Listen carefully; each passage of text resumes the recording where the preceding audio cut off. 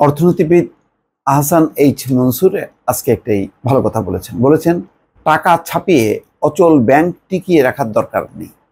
অর্থাৎ কিছু ব্যাংকে টিকায় রাখার জন্য বাংলাদেশ ব্যাংক টাকা সরবরাহ করছে হাজার হাজার কোটি টাকা, তারপরও তারা টিকতে পারছে না। তো সেই ব্যাংকগুলো টিকে থাকার কোনো দরকার নেই, এমনটাই মত আহসান মনসুর। কেননা এর ফলে অর্থনীতির উপর চাপ বাড়ছে। খবরটা হচ্ছে এমন, টাকা ছাপিয়ে অচল ব্যাংক টিকিয়ে রাখার দরকার নেই বলে মন্তব্য করেছেন অর্থনীতিবিদ আহসান এইচ মনসুর। তিনি বলেন, ইসলামী ধারার ব্যাংকগুলোকে রক্ষার নামে টাকা ছাপানো অব্যাহত রাখা হলেও মূল্যস্ফীতি বাড়বে। একই সঙ্গে সরকারকে টাকা ছাপিয়ে ঋণ দিলে উচ্চ মূল্যস্ফীতি নিয়ন্ত্রণে আনা যাবে না। তাই মূল্যস্ফীতির লাগাম টানার স্বার্থে, বৃহত্তর স্বার্থে এখন টাকা ছাপানো বন্ধ করতেই হবে।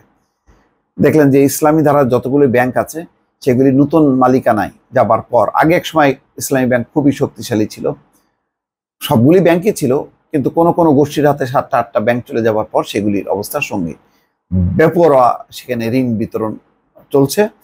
এই ঋণ বিতরণের ফলে আর সেই ঋণ আবার আদায় হচ্ছে না, ফলে একটা বিশাল যে শূন্যতা, সেই শূন্যতার ফলে ব্যাংকগুলির অবস্থা খুবই নাজুক। বেসরকারি গবেষণা প্রতিষ্ঠান পলিসি রিসার্চ ইনস্টিটিউটের নির্বাহী পরিচালক আহসান এইচ মনসুর বলেন, অন্য দেশ থেকে ধার করে এখন রিজার্ভ বাড়ানো হচ্ছে, এভাবে বেশি দিন রিজার্ভ বাড়ানো যাবে না। রপ্তানি আয়, প্রবাসী আয় ও অর্থ পাচার বন্ধের মতো টেকসই পদ্ধতি ব্যবহার করে রিজার্ভ বাড়াতে হবে। এখন প্রবাসী আয় যে প্রণোদনা দেওয়া হচ্ছে তা বন্ধ করে দিতে হবে, কারণ ডলারের দাম বাজার ভিত্তিক হয়ে গেছে। এসব প্রণোদনা খাচ্ছে দুবাইয়ের কিছু প্রতিষ্ঠান, যার সঙ্গে যুক্ত স্বার্থান্বেষী মহল। এটা খুব গুরুত্বপূর্ণ কথা যে এসব প্রণোদনা খাচ্ছে দুবাইয়ের কিছু প্রতিষ্ঠান, যার সঙ্গে কিছু স্বার্থান্বেষী মহল জড়িত। ইকোনমিক রিপোর্টার্স ফোরাম আয়োজিত বাংলাদেশে ব্যাংকিং খাতে দুরবস্থার কারণ শীর্ষক সেমিনারে প্রধান অতিথির বক্তব্যে এসব কথা বলেন আহসান এইচ মনসুর। শনিবার রাজধানীর ERF মিলনায়তনে এই সেমিনার অনুষ্ঠিত হয়। আহসান এইচ মনসুর বলছেন, নির্বাচনের আগে বলা হয়েছিল আর্থিক খাতে ব্যাপক সংস্কার আনা হবে, কিন্তু 6 মাস পার হয়ে গেলেও এখন তা কিছুই হয়নি। এটা খুবই হতাশাজনক। দেশের স্বার্থেই এখন ব্যাংক খাতের সংস্কার খুবই জরুরি।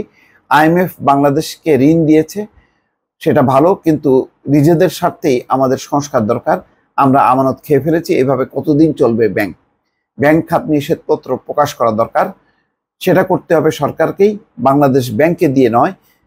ব্যাংক খাতে আজকে যে অবস্থা হলো তার কারণ খুঁজে বের করতে হবে। ইতিমধ্যে দেখেন, আমাদের বলি যে আমাদের অর্থনীতি পাকিস্তানের চেয়ে স্ট্রং, কিন্তু পাকিস্তানে কিন্তু IMF 7 বিলিয়ন মার্কিন ডলার অনুমোদন করেছে এবং তারা সেটাই দিচ্ছে। তাহলে আমাদের এই অবস্থা কেন? আমরা তো চীন থেকেও পেলাম না 5 বিলিয়ন ডলার। IMF তো ভেঙে ভেঙে কিছু দিচ্ছে, এটা দিয়ে তো সংকট বুঝবে না। আবার এই ব্যাংকগুলো, ইসলামী ধারার এই ব্যাংকগুলোকে টিকিয়ে রাখার নামে নোট ছাপাচ্ছে, যার প্রভাব পড়ছে, মূল্যস্ফীতি বাড়ছে, এবং বলা হচ্ছে এর সুযোগ আবার দুবাই ভিত্তিক কোনো কোনো সুযোগ সন্ধানীরা নিচ্ছে। তো সব মিলিয়ে আসলে এই দুরবস্থা না কাটলে পরিস্থিতি আসলে সঙ্গীন হবে, এটি বলার আর অপেক্ষা রাখে না। দর্শক ভালো থাকবেন, আল্লাহ হাফেজ।